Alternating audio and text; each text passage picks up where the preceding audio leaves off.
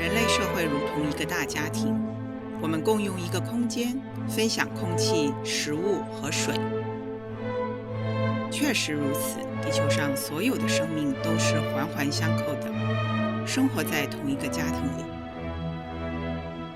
长久以来，人类一直对地球予取予求，不思回馈。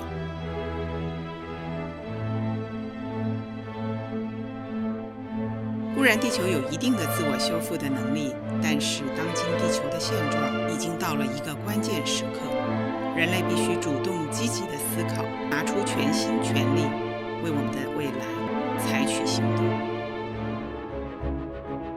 随着天灾人祸的不断出现，我们居住的地球正面临着前所未见的问题。面对这个严峻的问题，每一个生活在地球上的人都有责任，责无旁贷地认真参与，尽速找到真正能够解决这些问题的办法。这个关键时刻的挑战，同时也为个人和社会带来巨大的转型机遇。2010年5月，在苏格兰纳恩的牛顿酒店里举办了一个重要的会议。这个由申基金会组织的国际会议，正是针对人类如何转化自我、转化人类文明和转化社会群体，形成一个新的生态文明，关照现在与未来的地球子民，超越即将到来的2012年。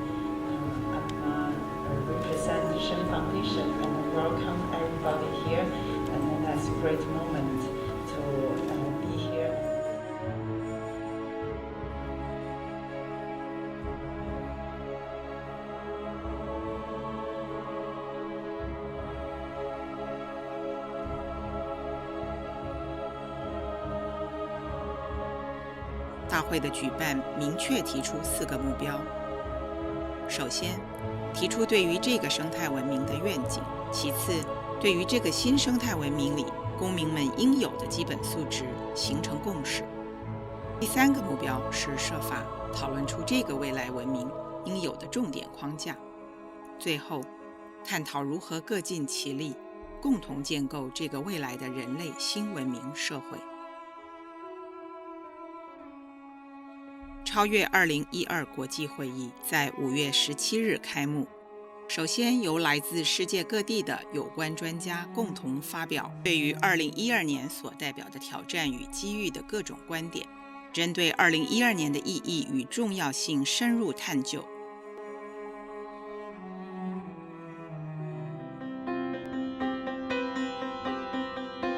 上午由专家发表演讲，下午同步举办工作坊，借由专家和与会人员的共同参与，集思广益，分享智慧。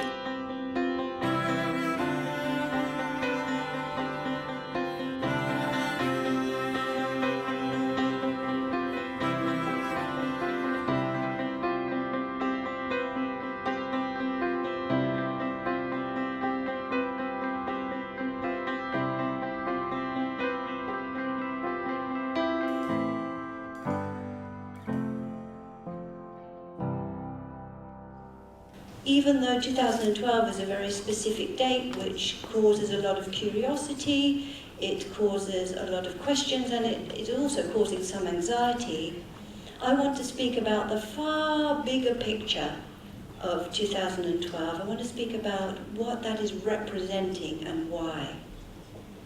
So, let's look first at our current approach. Here we are, all beings together on planet Earth.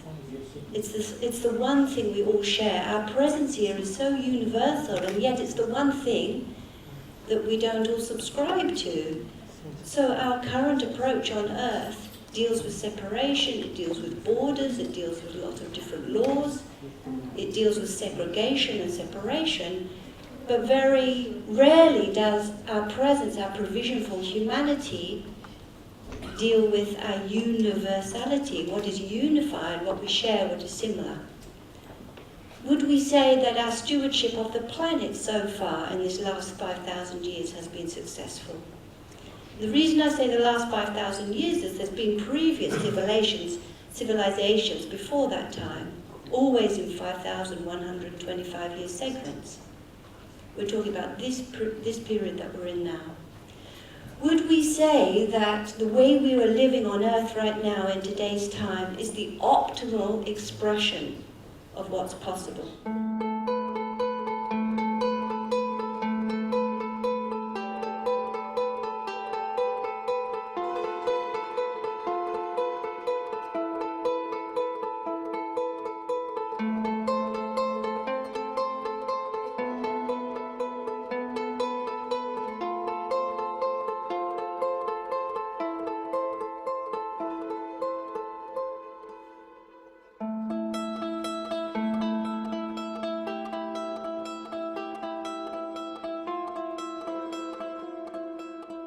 Heart coherence is developed when we are in a state of alignment.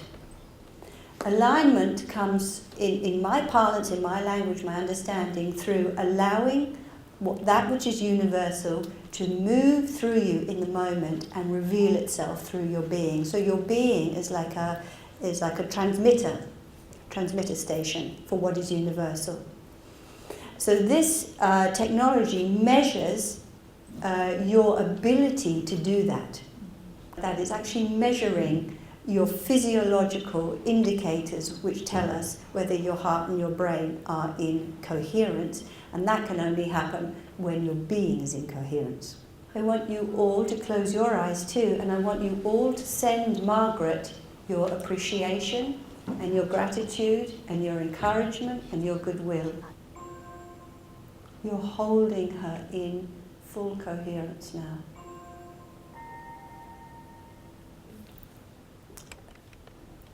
Yes, it's useful in this kind of situation to look at this technology and see, wow, it's amazing. It can really show us where we're at. It can really show us what we're feeling. But unless we apply that feeling, unless we apply what we know to our day-to-day life, not much is going to change on the planet. It gives us the start of a relationship with existence that changes all of the fundamental attitudes and beliefs and assumptions that we have about who we are. Because if we look at the planet that we live on, we can see that it's not in the structure of how life is formed here that the mismatch is happening. That whole structure, that whole web of humanity is made up by 7 billion individuals all relating themselves on an individual level to existence. And it's that relationship which is damaged, not the planet, not humanity itself, certainly not the structure and function of the design, because they got that right first up. The emotions we feel are simply the imprinted energetic structure of our thought living in our cellular structure. The thought, the words that we say and the actions we take are based on those mental assumptions and those emotional feelings. So if the root is not there, everything that grows from that root will be missing also. So we have to understand that is the root of life, that is the root of all existence. When we find that connection, everything that comes from that will follow on likewise.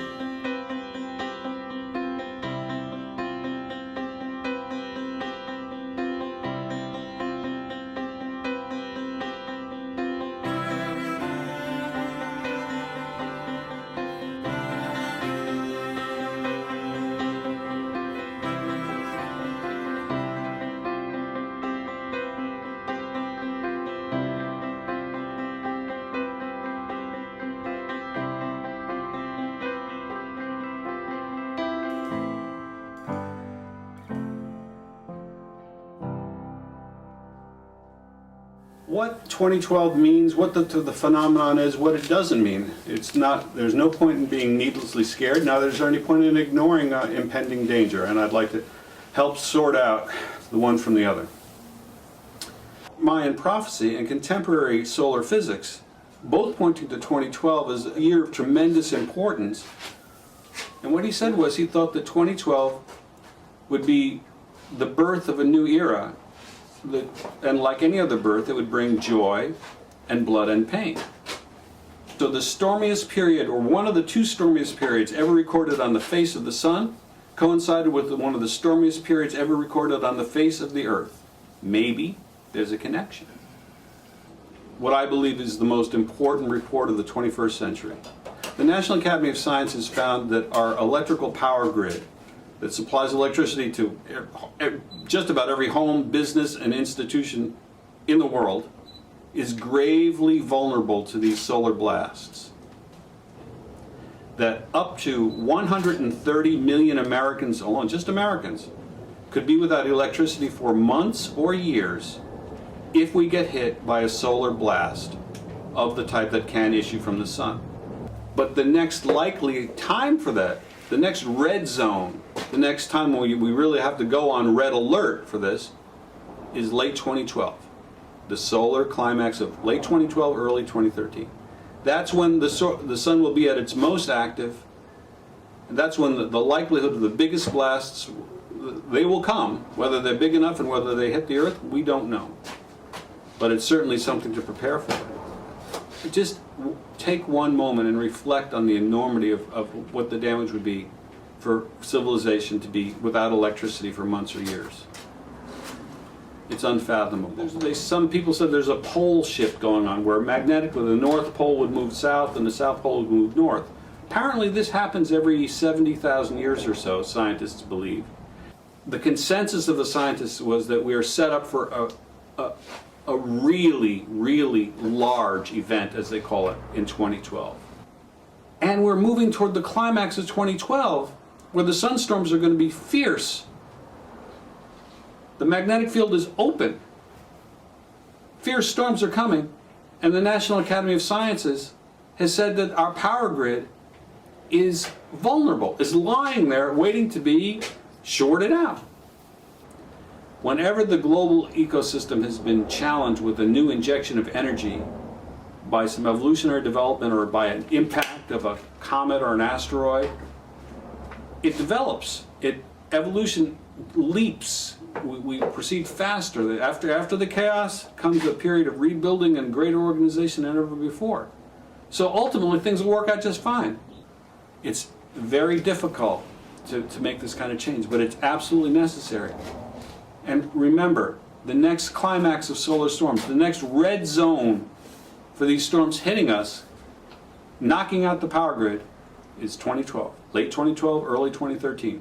We've got time, not much, but we've got time to prepare.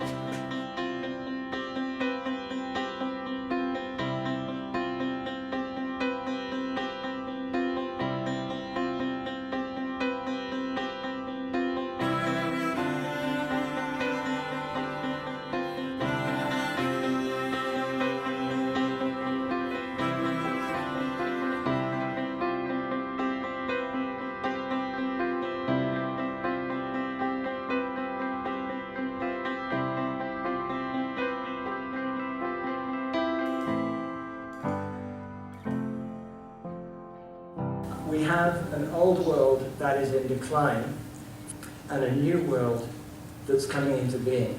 That there's a point in life where you say there's so much going on in the world that seems to be of dissolution. There's a swirling change and uncertainty, a tumultuous change going on over here. And as a human being, I'm thrown around in the change. But my best sense of, my best understanding of how to be useful in this time is to not be in that system, to understand the patterns and the flows of energy within it, to be able to then carefully and precisely apply my very small energy in a very effective way. So when one can live in that possibility of a future that's collaborative and loving and sustainable, then one can create from that future. If we can have a framework for creating this new civilization together, then we can each find ourselves and make sense. If we have a framework, then we can rate ourselves against that framework. We can transform democracy. We can say, here is our vision of the future, How does our village, our town, our city, our country look in this framing of the future? We could say that we are pushing up against the barrier of complexity, and as human beings, as humanity, we need to find new ways to organize ourselves. We need to discover real collaboration that can project us into new ways of working together. So if you're leading a multinational or a government, pay great attention to the systems and processes that give rise to the life and the quality of collaboration within your organization.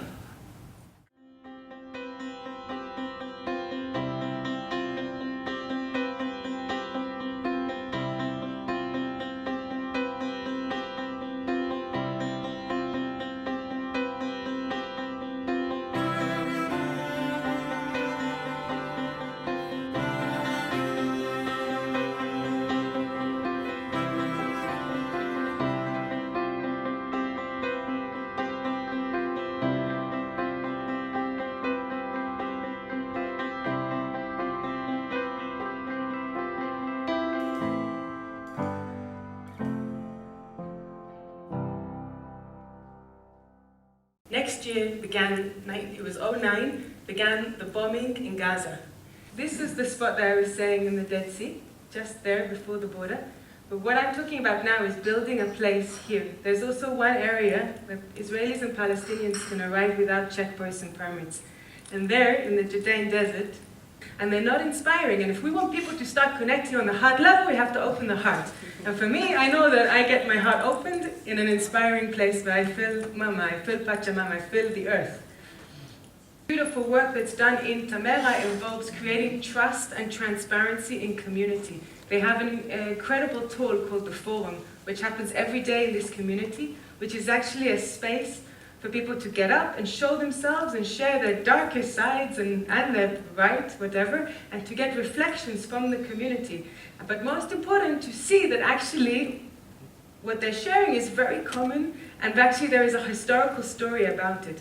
The ultimate vision is to train and empower a regional community of change makers, of activists that are able, as all the things we've been hearing about the last few days, as the sun starts to explode on us and as the volcanoes get crazier and all these things that may come, that they're able to hold their ground and help their families and their community stay sane. And they can do that because they are supported by each other. I'm going to help the healing of the earth, and when you go that way, you are guided and you are so protected, and angels all over. And that's kind of the path that we have to walk now, I think, a path of the heart and the courage.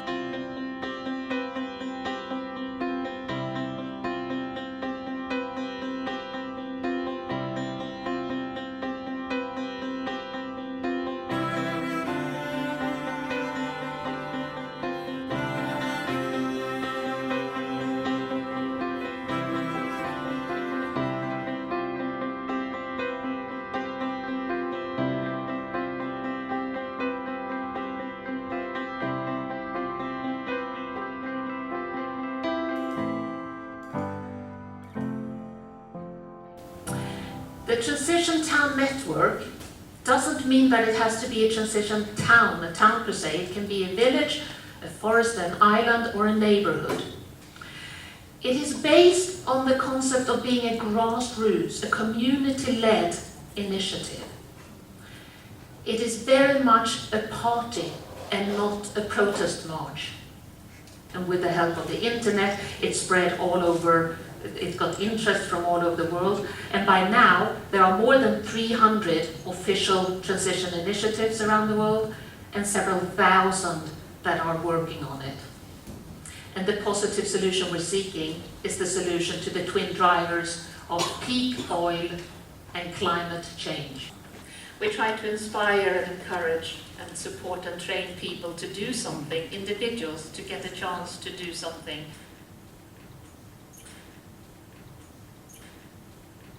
Food security is one big area of where resilience is low at the moment. When the planes stop flying, we get no food. The vision of Transition Town Forests is to create a vibrant and sustainable local community with social and economic resilience to meet the challenges of climate change. This is our farmers market, and I'm here listing some of our projects. Our group of gardeners, we have up to 70 gardeners who share a community garden, which is similar to an allotment. This is a bit of hard work, and the garden is slowly taking shape. And here you have some examples of what the garden looks like now.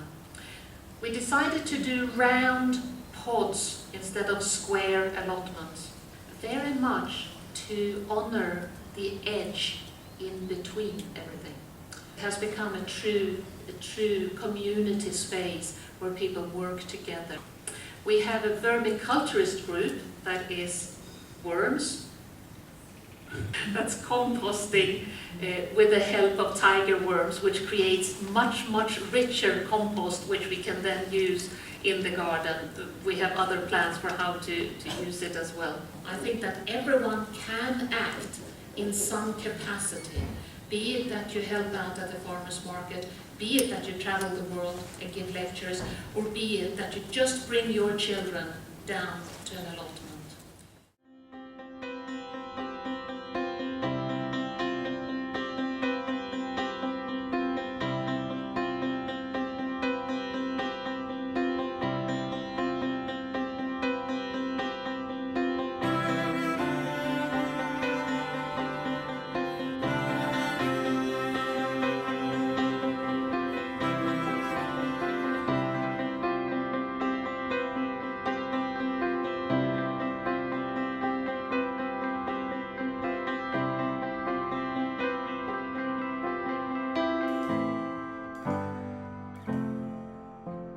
The womb stage from conception to birth, it's a 7 period, is a vibrational state. Once we leave birth to 7 years old, we enter an energy and motion state, an emotional state.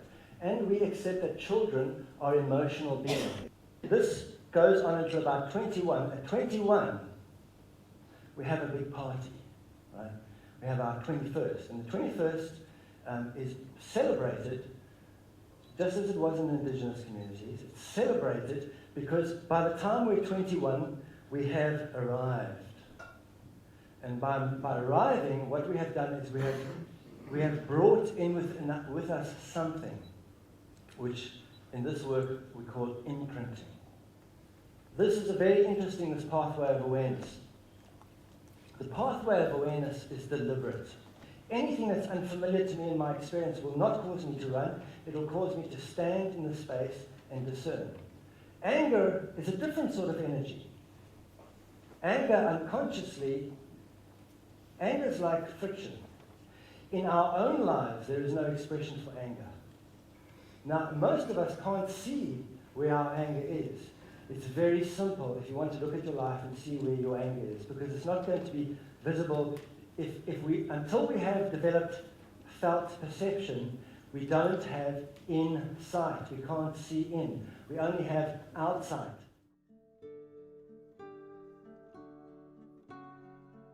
17日的夜晚，大会在芬洪生态村的宇宙厅里举办了一场音乐飨宴。与会人员在声光交错而悠远的旋律中加入了自主创作婆娑起舞，仿佛融入了宇宙天地之间。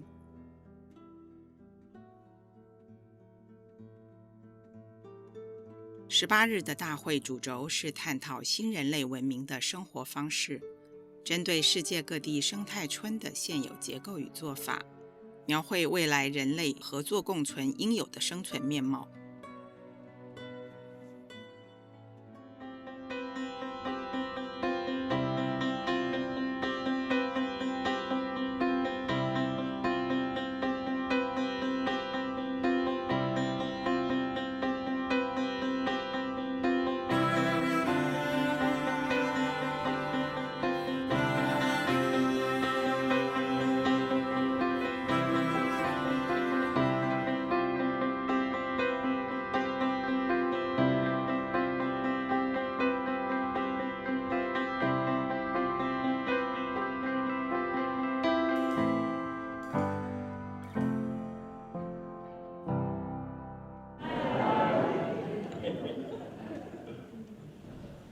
great to be with you.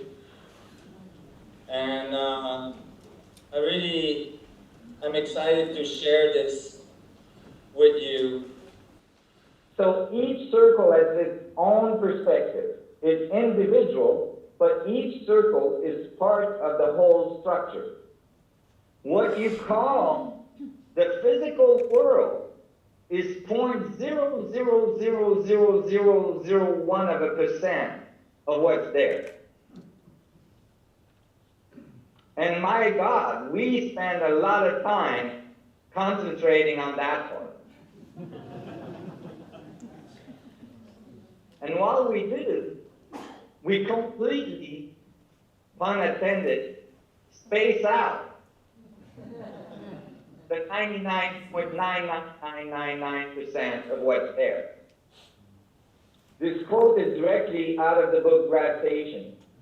Present-day quantum field theory gets rid by renormalization process of an energy density in the vacuum that would formerly be infinite. Let me say that again. Energy density in the vacuum that would formerly be infinite is not removed by this renormalization. So it turns out that when you try to calculate how much energy there is in the space inside the vacuum of the atom, there is infinite amount of energy. You know what? We're on a planet with a whole bunch of people running around holding their head going, my God, there's just not enough energy for everybody.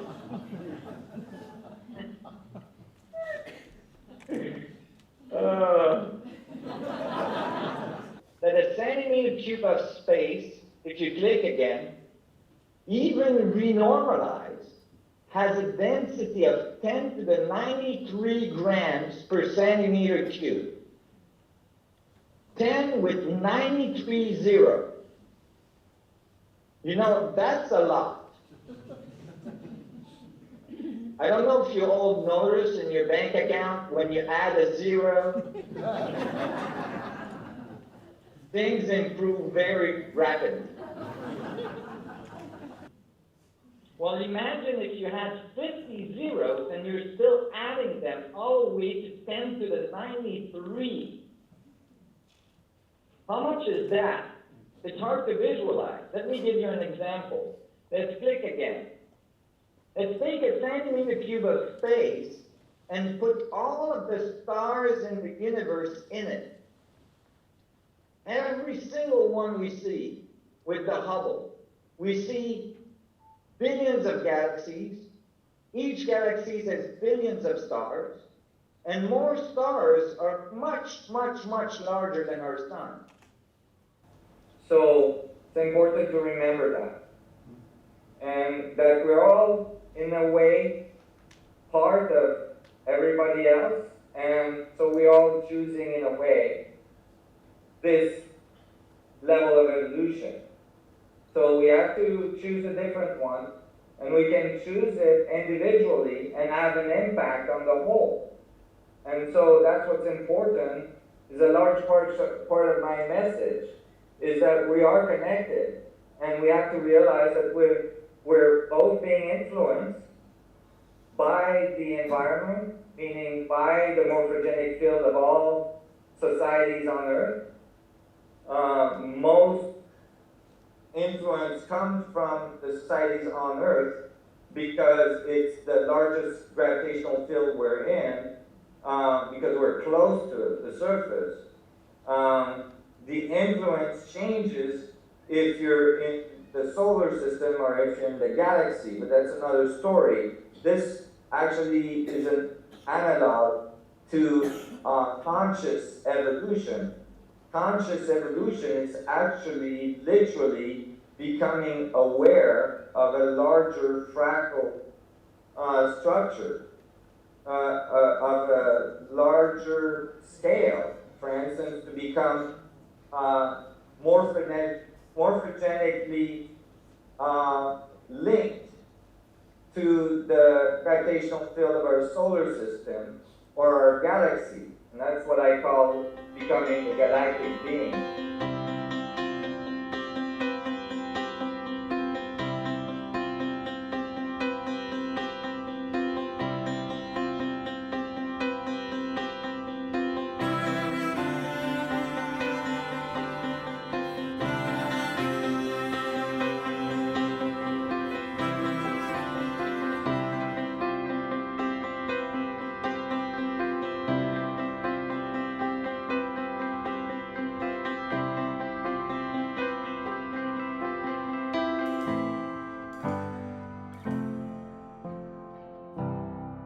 If I'm going to design for ecology to be enhanced, instead, if I am doing like a pond in an eco-village, if I do a pond that is just circular, I just have this amount of edges to maximize. But if I create a pond that has many entrances like that, I'm maximizing the edges. I have more edges, so I have more diversity, I have more life. So collectively, it's very clear we need to change. You know, we have all the scientific evidence, and we don't need to articulate this in this sort of conference, because we all know that if we want to survive as a species, we need to redesign our lifestyles. Basically, we have already gone beyond the carrying capacity of the Earth. In eco-villages, our task is to deliver more quality with less resources for the benefit of the whole system. So less resources, more quality for the benefit to the system that we are embedded. In our classrooms, we are looking at how to replace our extractive economy with one that functions on current sunlight, how settlements can eliminate the concept of waste, using energy and materials with greater efficiency, how the built environment may capture the natural energy flows, the manifest movement of the sun, the predominant winds, the relief and rocky system, the hydrate resources, the forest reserves, to create productive cycles in the system. So some of, more in detail, some of the topics, how to prevent structural conflict. We understand that conflicts are inherent to any social system, so we get all the tools necessary to welcome diversity, welcome conflict and work through them, and see conflicts as an invitation for intimacy and deepening relationship. We transform the idea of power over to power with. It's a great module. That's the one I most like to engage with, the social design. 19日的大会主题是改变、创新与行动，针对每个人应该采取的转化行动，深入而多元的探究。与会人员分享各自观点，并针对如何从个人和集体的角度付诸行动，以寻求和平永续的未来。We are the people. We're all around this Mother Earth. We are the powers of the universe. Many times we've talked about peace. Many times we've protested in the name of peace. Actually, we've created wars. It is our responsibility to send the message of the vision to those who are taking care of what we call government, because it is for the benefit of the vision. 在19日下午，与会人员分成小组，自由集结，讨论理想的未来世界应有的样貌。So electricity is always going to be there.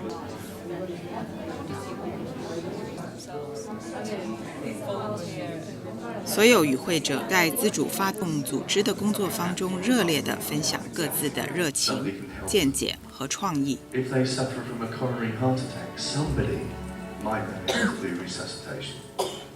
Around the old city, there will be a marathon from Jericho to Jerusalem over the old path, and there will be a caravan of fools, which is us. We are all so vital, because when we go through, we all go through.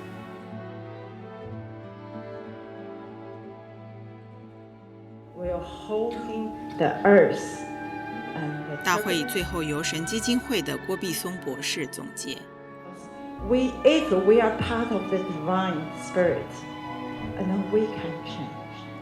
3天的大会在 Wing Eagle 和 Rainbow Hawk 的印第安歌曲中画下了圆满的句点。